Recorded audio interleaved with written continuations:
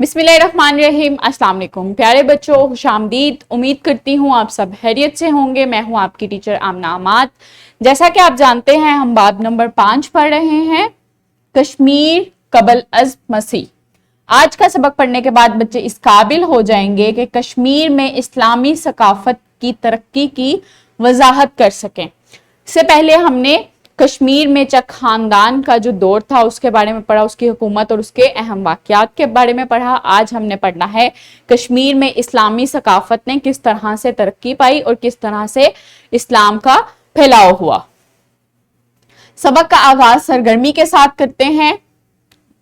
जैसा कि हम जानते हैं, मुख्तलिफ मजहबी रहनुमा गुजरे जिन्होंने इस्लाम की बहुत सी तालीमात दी, इस्लाम को फैलाने में उन्होंने बहुत अहम किरदार अदा किया, जैसे कि हजरत अली हजवेरी रहमतुल्लाह अलैह, हजरत बहाउद्दीन जिक्रिया रहमतुल्लाह अलैह, हजरत फरीदुद्दीन गंजशकर रहमतुल्लाह अलैह, हजरत मजदुद अल्फ सानी रहमतुल्लाह अलैह, हजरत ख्वाजा मोइनुद्दीन चिश्ती रहमतुल्लाह अलैह। ये कुछ जो मुबल्लिगीन हैं, जो कुछ मजहबी रहनुमा हैं जिन्होंने इस्लाम की तबलीग दी, इस्लाम की तालीमात दी और इस्लाम को फैलाने में अपना बहुत अहम किरदार अदा किया। इसी तरह ही कश्मीर में भी कुछ बहुत अहम मुबल्लिगीन, कुछ बहुत अहम सूफी थे जिन्होंने इस्लाम को फैलाया और इस्लाम की इशाअत की। आज हम उसके बारे में पढ़ेंगे। रियासत जम्मू कश्मीर में इशाअत इस्लाम। कश्मीर की सियासी, समाजी और मजहबी तारीख बहुत पुरानी है। उसका जो सोशल और जो उसकी जो सियासत है, जो उसका जो इस्लामिक जो स्ट्रक्चर है वो बहुत पुराना है।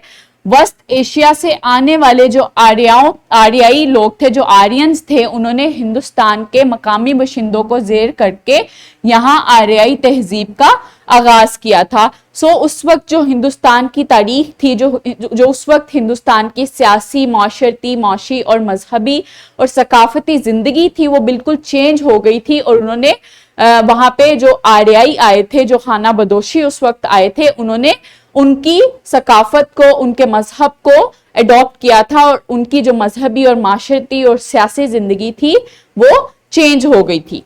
आर्याओं ने अपने और मकामी मजहबी तसव्वुरात को यकजा करके एक नए मजहब की बुनियाद रखी थी, जो कि हिंदू मत था। उस वक्त उन्होंने हिंदू मत का जो मजहब था उसकी बुनियाद रखी थी और बहुत अरसा तक जो लोग थे वहां के, वो हिंदू मत मजहब में जो उसके पैरोकार थे। कश्मीर भी कई सदियों तक हिंदू हुक्मरानों के जेर तसल्लुत रहा। इनके यहाँ इसके बाद जो यहाँ बुद्ध मत का जो मजहब था उसके पैरोकार गालिबाई, जो कि मौर्य सल्तनत के लोग थे, उन्होंने वहां पे बुद्ध मत का जो मजहब था उसको मुतारिफ करवाया। बुद्ध मत कश्मीर का तकरीबन 300 साल तक सरकारी मजहब रहा था, मगर इसके बाद हिंदुओं ने कश्मीर का इक्तदार दोबारा संभाल लिया।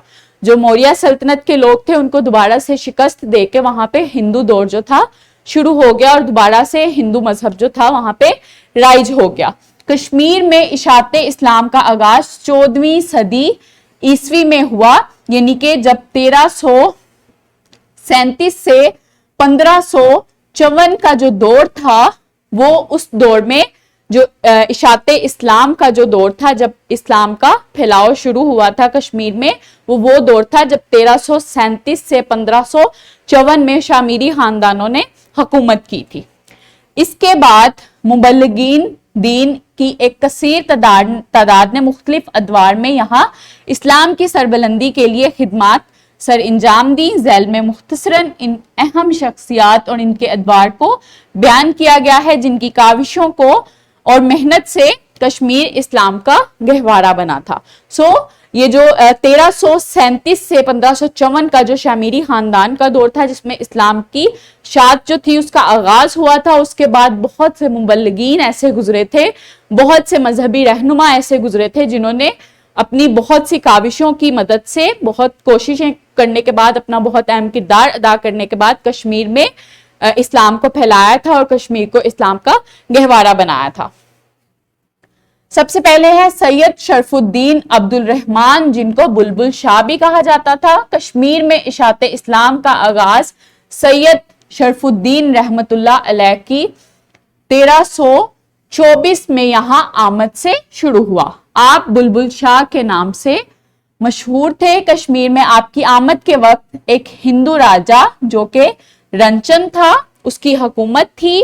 آپ کے اعمال اور خیالات سے متاثر ہو کر اس نے اسلام قبول کر لیا اور اپنا نام جو ہے وہ صدر الدین رکھ لیا.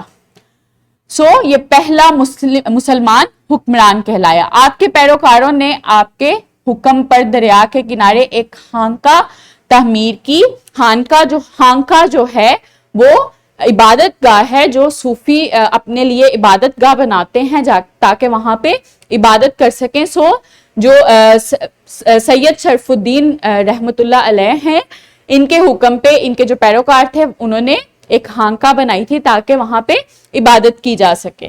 یہ کشمیر میں تعمیر ہونے والی پہلی خانقاہ تھی جس سے عرصہ دراز تک ہزاروں محتاج اور فقراء بہرہور ہوتے رہے. جو محتاج اور غریب اور فقراء تھے, جو فقیر تھے اس وقت کے, وہ ہزاروں کی تعداد میں اس خانقاہ سے فائدہ اٹھاتے رہے اور وہاں پہ انہوں نے اپنی زندگی بسر کی. 1327 عیسوی کے قریب آپ کا انتقال ہو گیا. آپ کے انتقال کے بعد آپ کے پیروکاروں نے آپ کے تبلیغ دین کے کام کو کشمیر میں جاری رکھا. اس کے بعد آتے ہیں سید علی ہمدانی رحمت اللہ علیہ. سید علی ہمدانی رحمت اللہ علیہ ایک مشہور صوفی بزرگ تھے.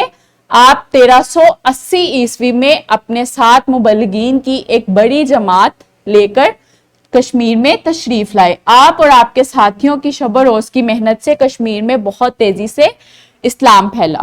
مشہور درسگاہ خانقاہ معلیٰ آپ سے ہی منسوب ہے. انہوں نے جو درسگاہ بنائی تھی, جو خانقاہ بنائی تھی, وہ معلیٰ کے نام سے آج بھی وہاں پہ مشہور ہے, جہاں آپ لوگوں کو اسلام کی دعوت دیا کرتے تھے.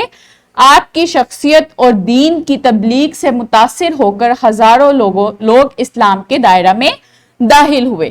کچھ عرصہ یہاں رہنے کے بعد آپ واپس اپنے آبائی وطن لوٹ گئے. آپ کی قائم کردہ درسگاہ سے آج بھی مخلوق خدا کے لیے مشعل ہدایت کا کام جاری ہے. سید علی ہمدانی جو تھے وہ صوفی بزرگ تھے اور انہوں نے وہاں پہ جو خانقاہ معلیٰ بنائی وہ آج بھی وہاں پر قائم ہے اور وہاں سے جو اللہ کی جو مخلوق ہے, جو مختلف لوگ ہیں, وہ آج بھی وہاں سے تبلیغ لے رہے ہیں اور وہاں سے فائدہ اٹھا رہے ہیں.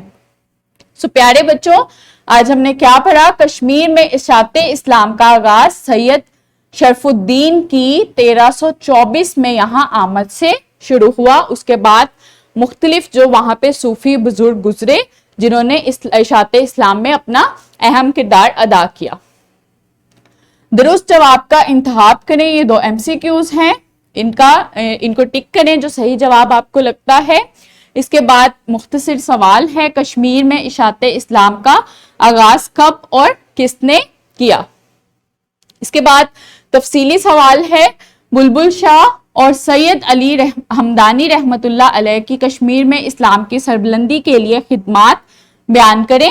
سید شرف الدین پر نوٹ لکھیں. یہ 2 سوال ہیں جن کا آپ نے تفصیل سے جواب دینا ہے.